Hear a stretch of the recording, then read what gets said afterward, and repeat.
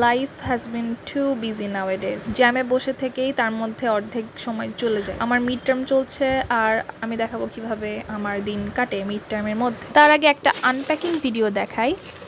আমি কিরেই থেকে একটা সানস্ক্রিন কিনেছিলাম, ভাবলাম আনপ্যাকিং একটা ভিডিও করে ফেলি। প্রথমবার ইউজ করে আমার কাছে একদমই ভালো লাগে নাই, পরের বার আমার কাছে মনে হচ্ছে মোটামুটি চলে, বাট এর একটা ড্রব্যাক হচ্ছে ডাবল ক্লিনজিং ছাড়া এই সানস্ক্রিনটা শুধু পানি দিয়ে উঠবে না। এই জিনিসটা আমার কাছে পছন্দ হয়নি। এছাড়াও হালকা হোয়াইট ক্যাস্টও দেয়। শেষ, এখন পড়তে বসি।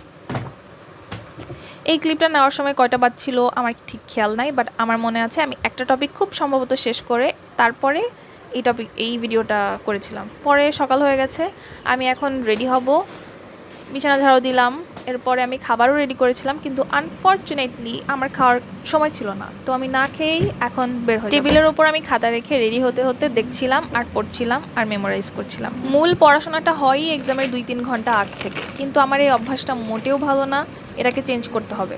ইভেন আমি খাতা হাতে নিয়ে নেমেছি। আচ্ছা, এখন আমি আংটিগুলো পরবো। আমার মামনি বলেছে এই কোটাটার মধ্যে আংটি রাখতে, কারণ আমার আংটিগুলো এদিকে সেদিকে ছড়িয়ে ছিটিয়ে রাখতাম, দেখা যেত কি হারিয়ে যায়। তো পরে আমাকে এই সমাধান দেওয়া হলো, আমিও তার কথা মতো তারপর থেকে এর মধ্যে আংটি রাখি, তারপরেও হারিয়ে যাই কেমনে জানি। যাই হোক, বাই দ্য ওয়ে আমি কিন্তু এতগুলো আংটি পরি নাই, পরবর্তীতে খুলে রেখে গেছিলাম। আচ্ছা, শাটলে উঠে পড়েছি। শাটলে কিন্তু লেখা আছে বহিরাগত চলাচল নিষেধ, বুঝতে পেরেছেন? বহিরাগত উঠা যাবে না। আমার নোট খাতা কিন্তু আমার সাথেই আছে, আমি এটা পড়তে পড়তে যাচ্ছিলাম, কিন্তু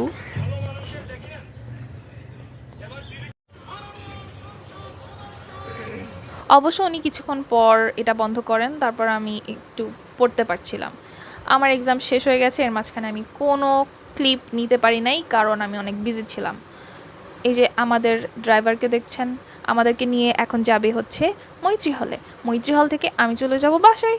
আর আমি এখানে দেখাচ্ছিলাম আমার হাতে কোনো আংটিই নাই, কারণ আমি কি যেন কাজে হাত ধুইতে গিয়ে আংটিগুলো খুলে ফেলছি, তারপরে আর পরি নাই। এখন আমি বাসায় যাব, বাসায় গিয়ে আমার একটা টিউশন আছে।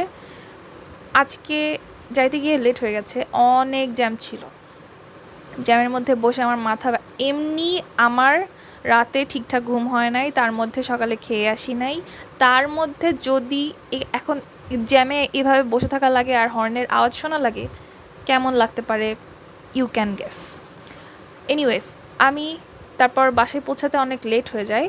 তো আমি আমার স্টুডেন্টকে ভাবছিলাম বলবো যে আজকে একটু লেট করে আসতে বা হচ্ছে কিছুক্ষণ পরে আসতে, বাট পরে শুনি ও হচ্ছে যে ওর প্র্যাকটিক্যাল চলছে, প্র্যাকটিক্যাল শেষ হয় নাই, তো আজকে ও পড়তে পারবে না। যাই হোক, পরে আমরা